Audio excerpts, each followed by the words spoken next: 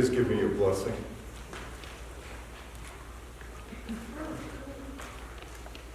Almighty God, may my words be your words.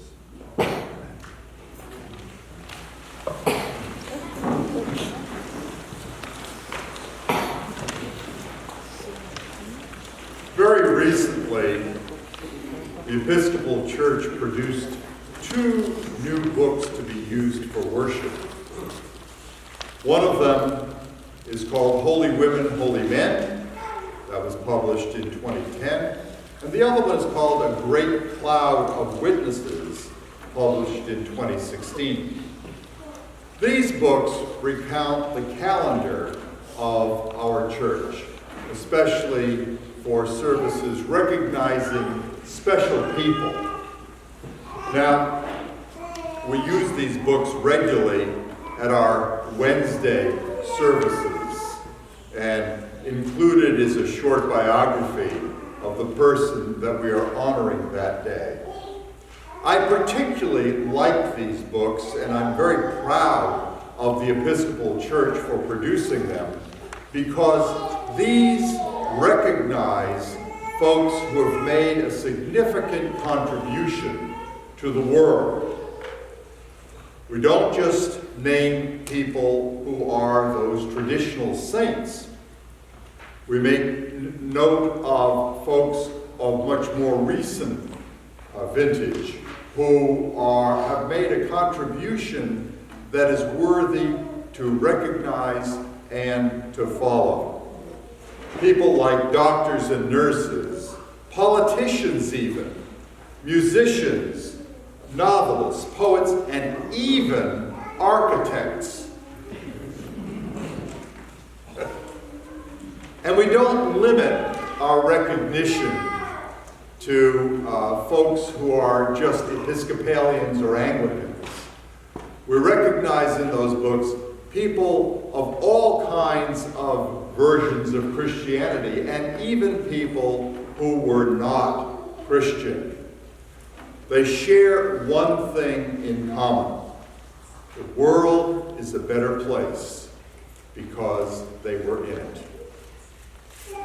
Those commemorations also do include some of the traditional saints, and our parish patron saint, St. David, is one of the folks listed there, and the scriptures that we have today are from Holy Women, Holy Men for the feast of St. David.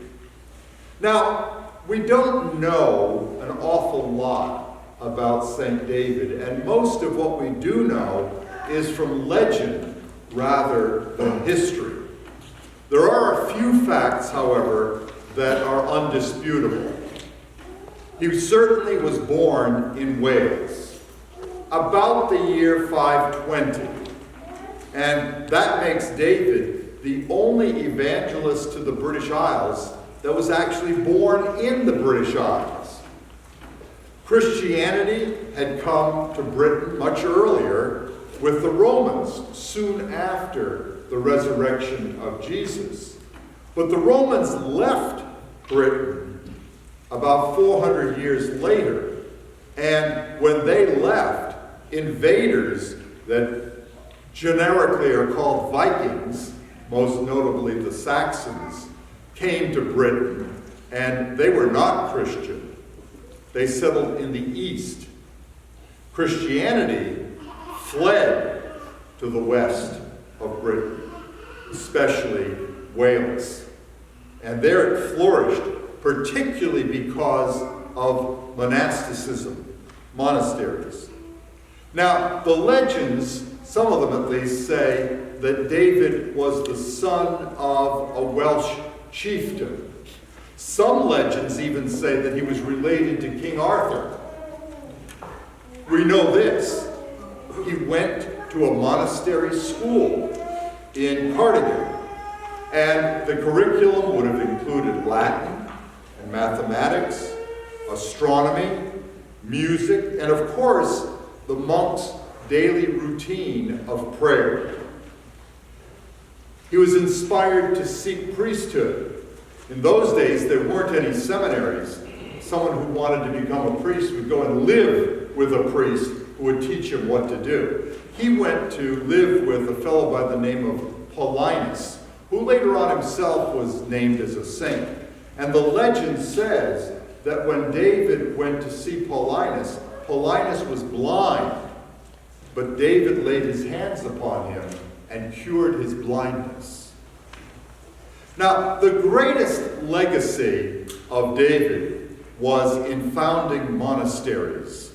And for certain, he founded 10 or maybe 12 of them. And he wrote the rule by which the monks lived. And it wasn't easy. The monks in David's monasteries ate one meal a day.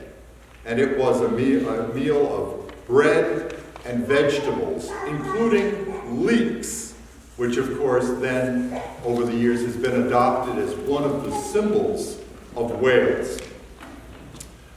In other monasteries, it was common for the monks to have wine, or maybe beer or mead, but not in David's monasteries. They drank water. And some of the monks, I think laughingly, gave him the nickname of the Waterman. The monks, of course, raised their own food.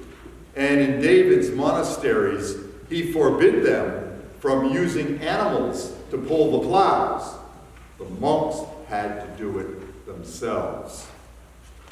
When they weren't at work in the fields, they were in chapel, praying, or they were studying. Now, all of that, I think, seems rather harsh for us in our time. But in David's time, it was considered heroic and very desirable. So lots of young men came to his monasteries wanting to become monks there. David made it difficult for them. They had to stay outside the gates for at least a month before he would even talk to them. David didn't exempt himself from all of the rigors of the rule that he had imposed. He did whatever the monks did. And he became known as a very gifted preacher. On one occasion, it said that he was preaching to a huge crowd, and people at the back of the crowd started to complain that they couldn't see him and they couldn't hear him. And so, I guess the most famous of the miracles occurred where the ground rose up to create a mound upon which David could stand to be seen and heard. And at the same time, a dove flew down and perched on his shoulders. So whenever you see an icon or an image of David, he's standing on a mound with a dove on his shoulder, just as we have in the back right there. David was elected a bishop by his people, and eventually the people of Wales chose him to be the primate of the whole region. Legend says that he made a pilgrimage to Jerusalem, and while he was there, the Patriarch of Jerusalem ordained him as an archbishop.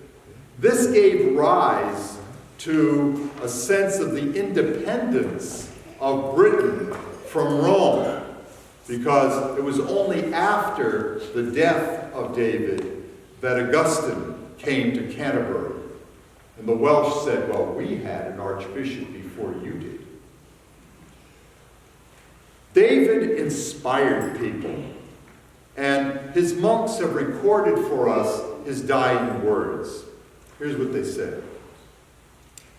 Be joyful.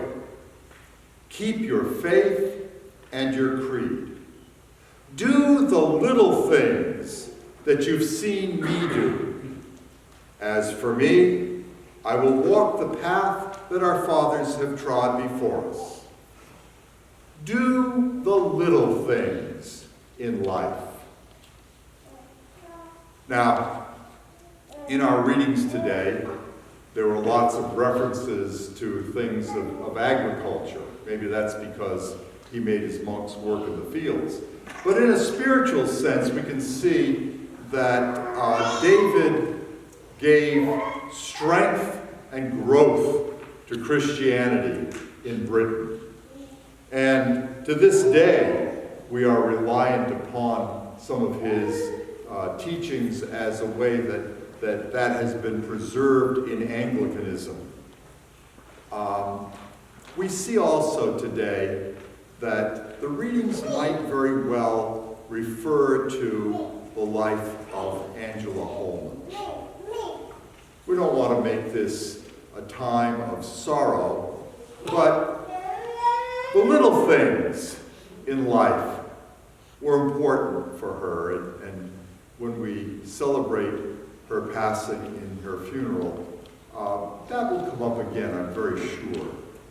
The way she dealt with her family and with the rest of us, and how insistent I suspect she was on making St. David's the patron of this church, as she was one of the founders.